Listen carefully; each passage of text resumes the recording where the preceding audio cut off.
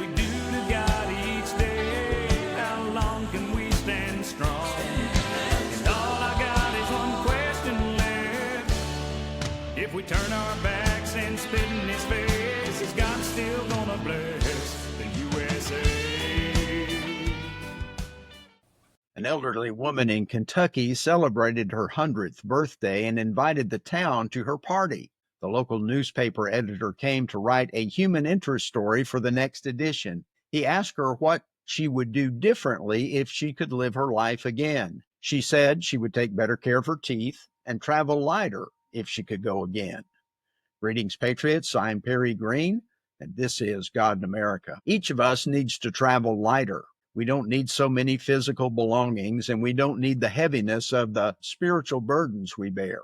Hebrews 12, verses 1 and 2 in part read, "Let us lay aside every weight and the sin which so easily ensnares us, and let us run with endurance the race that is set before us, looking unto Jesus, the author and finisher of our faith." Jesus offers to help us travel lighter and take away our loads when he said, "Come to me, all you who labor and are heavy laden, and I will give you rest. Take my yoke upon you and learn from me, for I am gentle and lowly in heart, and you will find rest for your souls, for my yoke is easy and my burden is light." As I age, I reflect more on my life. As the song says, regrets, I have a few. The guilt pangs of the past can weigh us down if we're not careful. In a quote attributed to C.S. Lewis, we can see the hope that we have in Christ. He said, "You can't go back and change the beginning, but you can start where you are and change the ending."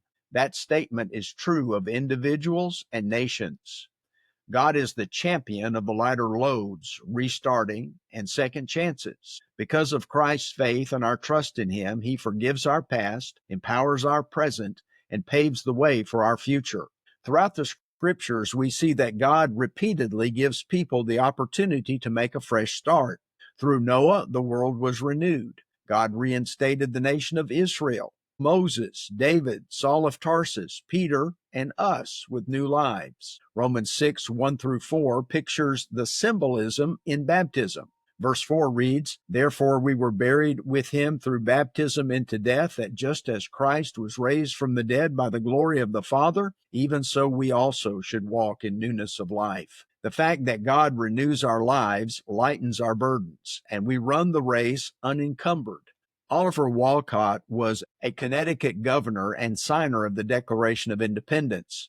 He wrote, "Through various scenes of life, God has sustained me. May he ever be my unfailing friend. May his love cherish my soul. May my heart with gratitude acknowledge his goodness, and may my desires be to him and to the remembrance of his name. Your cares and burdens must be many and great, but put your trust in that God who has hitherto supported you and me. He will not fail to take care of those who put their trust in him." It is most evident that this land is under the protection of the Almighty, and that we shall be saved not by our wisdom nor by our might, but by the Lord of hosts, who is wonderful in counsel and almighty in all his operations. Throughout the war for independence, Americans cast their burdens on the Lord, and he lightened the heaviness of their endeavor.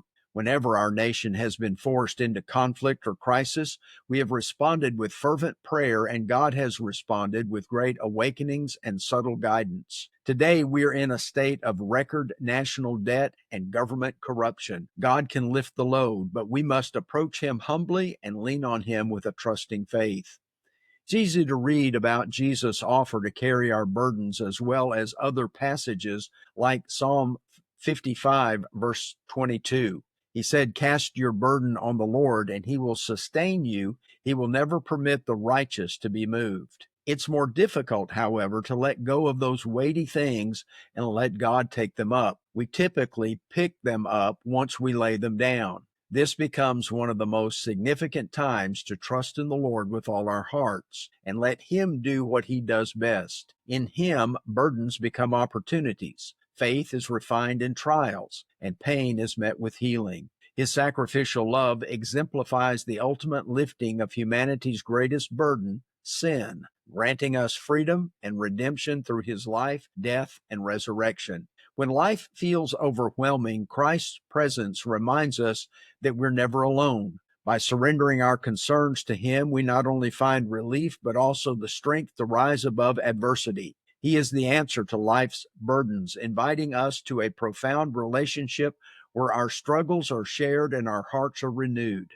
Jesus bears our burdens so we can bear others' loads. Well, thanks for being with us today. Please like, share, subscribe, and follow our podcast. If you'd like to donate to our God in America ministry, please visit our website at godinamerica.com. That's the word God, the letter N, America.com, or email me at godinamerica@gmail.com. I would appreciate your financial and prayerful assistance. Until next time, let's keep the light of traveling lighter through faith in Christ burning.